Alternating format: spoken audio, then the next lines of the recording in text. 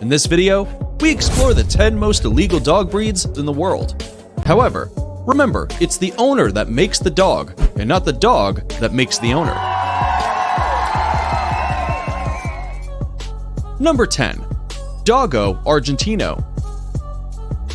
As the name suggests, the Doggo Argentino was bred in Argentina in 1928. The breeder, Antonio Norris, used an array of 10 other breeds, among them the Great Dane and the Cordoba dog, which is extinct today, to obtain the Doggo Argentino. Despite exhibiting steadfast bravery and willingness to protect its human companion, the Doggo Argentino was bred primarily for the purpose of big game hunting, including wild boar.